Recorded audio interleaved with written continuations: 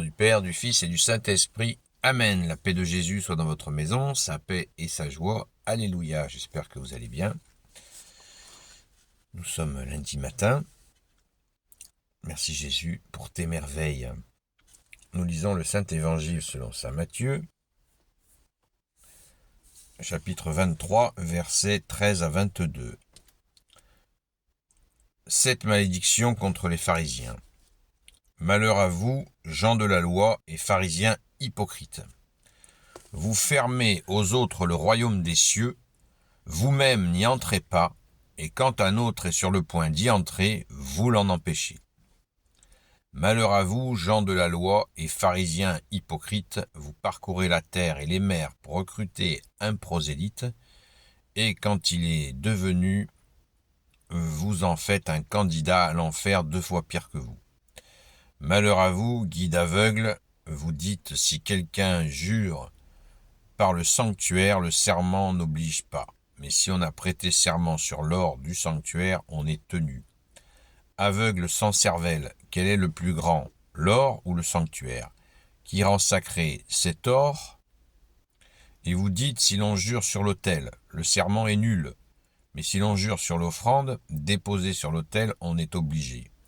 Aveugle, quel est le plus grand, l'offrande ou l'autel qui rend sacré cette offrande?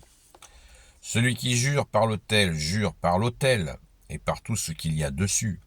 Ceux qui jurent par le sanctuaire jurent par le sanctuaire et par celui qui l'habite.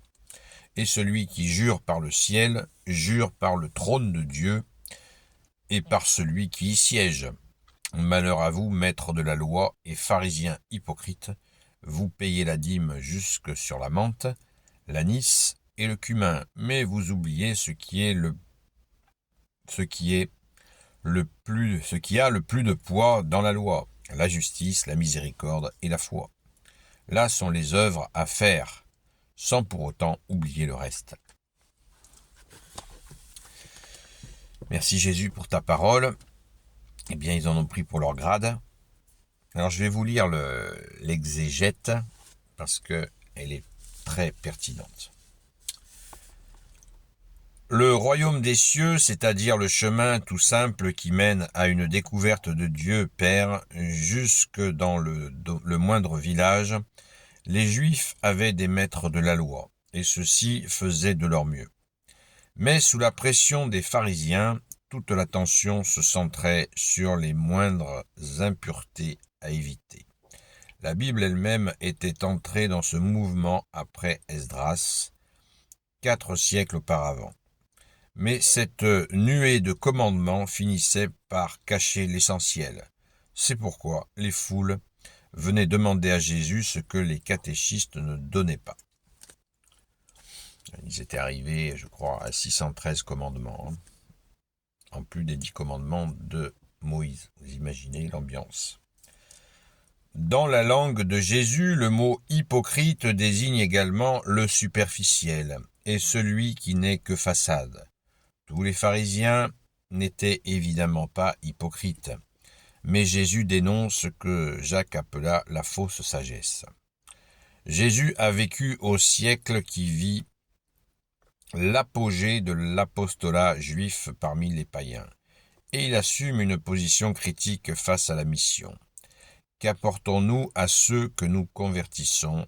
Il se pourrait que les exemples, l'étroitesse d'esprit et l'orgueil du missionnaire et de son groupe soient plutôt l'occasion d'un éloignement de Dieu. Voilà, l'exégèse est très intéressante parce qu'elle nous éclaire sur beaucoup de choses,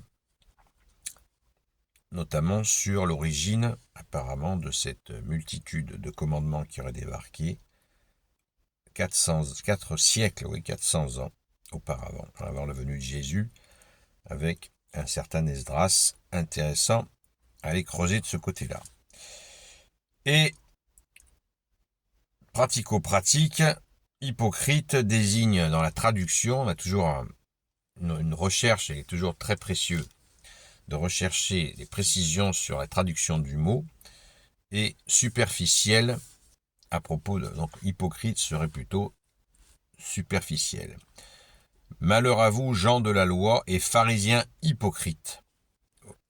Voilà. Superficiels, qui s'attachent à l'extérieur des choses plutôt qu'à l'intérieur. Ça, c'est vraiment très précieux. La question peut être une petite explication qui manque sur ce que c'est qu'un prosélyte. Puisque Jésus nous dit au verset 15, « Malheur à vous, les gens de la loi, pharisiens hypocrites, vous parcourez la terre et les mers pour recruter un prosélyte, et quand il est devenu, vous en faites un candidat à en faire deux fois pire que vous. » Alors, les Juifs actuels se vantent de ne pas chercher à convertir des gens au judaïsme. Ça n'a pas toujours été le cas. Et à l'époque de Jésus, effectivement, ils faisaient du prosélytisme, c'est-à-dire qu'ils recherchaient à ce que des gens deviennent juifs. Et Jésus est très critique là-dessus, en disant, je vous donne une explication, qu'est-ce que ça veut dire quand Jésus dit « Vous parcourez la terre et les mers pour recruter un prosélyte, et quand il est devenu, vous en faites un candidat à l'enfer deux fois pire que vous. » Ça veut dire très clairement que les gens, donc ces gens qui cherchent à développer, à convertir des gens à la foi juive, eh bien, une fois qu'ils l'ont trouvé, ils vont tellement l'assommer de poids, de charges, de règlements à respecter, et que le gars, il est fort probable qu'il ne va pas le faire. Donc, du coup, ils vont le menacer de l'enfer. Vous en faites un candidat à l'enfer. Voilà. Donc, c'est très intéressant, et je pense que ça doit nous faire méditer par rapport à certains excités de nos jours, dans certaines branches chrétiennes, qui ont tendance à mettre les autres en enfer pour un oui ou pour un non. Vous voyez, on dit que l'histoire est un éternel recommencement. Et bien là, nous avons ce dérapage qui existe. Alors attention, méfie, comme on dit chez nous. Et toute la question de jurer. Vous avez entendu, Jésus les coince sur les histoires de serments sur l'autel, sur le sanctuaire, patati par patata. Un peu plus loin dans l'évangile, Jésus nous dira de jurer sur la tête de personne. Aussi, il a rajouté ça. Et Jésus en conclut même qu'il nous interdit de jurer sur qui que ce soit, ni sur l'autel, ni sur la terre, ni sur le ciel, rien du tout. C'est un interdit d'amour, évidemment, parce que dès l'instant où on se met à jurer, on sait très bien ce que ça vaut. En général, ça vaut pas grand-chose. Les gens qui ont besoin de jurer tout le temps, c'est un manque de confiance en eux, et c'est une façon de faire un effet qui n'est pas du tout intéressant. Voilà. C'est dit. Donc, évitons de jurer, de juger aussi. Merci Jésus, parce que à travers cette parole d'aujourd'hui, nous voyons bien que Jésus est en vérité. Et justement, en vérité, il apporte la conclusion, l'estocade, qui est absolument essentielle. Malheur à vous, maîtres de la loi et pharisiens hypocrites. Vous payez la dîme jusque sur la menthe, l'anis et le cumin, mais vous oubliez ce qui a le plus de poids dans la loi. Alors, payer la dîme, c'était 10% du revenu qui revenait à Dieu. Et vous oubliez, et c'est là le plus important, je pense, de tout ce texte, mais vous oubliez ce qui a le plus de poids dans la loi, la justice, la miséricorde et la foi. Oui, on y revient toujours. Pas de sacrifice, Dieu ne veut pas de sacrifice, il veut l'amour, la justice, la miséricorde, la foi, la confiance en lui. Parce que si on devient un réglementariste, je respecte toutes les règles de Dieu, ouais, mais tu n'as ni sens de la justice, et tu n'as aucune miséricorde, c'est-à-dire pas d'amour, donc tu as tout faux. Voilà. Tu t'es attaché à des choses annexes, alors que la chose centrale, c'est la foi, l'amour, la justice, la miséricorde. D'ailleurs, Jésus nous dit lui-même, cherche le royaume des cieux et sa justice, et tout te sera surajouté. Vous voyez, c'est Jésus qui porte la conclusion, comme d'habitude. Gloire au Père, au Fils et au Saint-Esprit, maintenant et toujours et pour l'éternité. Amen. Ô Jésus, toi qui peux tout et qui portes tout, toi le Sauveur, toi l'Emmanuel, je te confie toutes celles et ceux qui regarderont cette vidéo, ainsi que leurs proches, selon ta seule volonté, ô Jésus.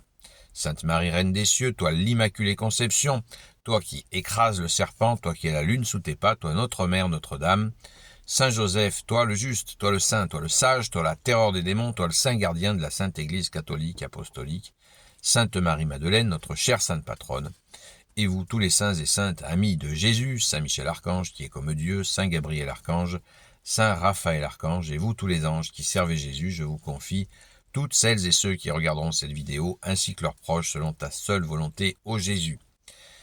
Ce soir, à 20h, on reprend le rythme habituel où nous nous retrouvons sur TikTok, sur la chaîne Seul Jésus Sauve, où nous approfondissons notre connaissance de l'Église catholique, de la Sainte Foi catholique 2 fois millénaire. Alléluia, merci Jésus, par ta grâce, toi notre seul enseignant.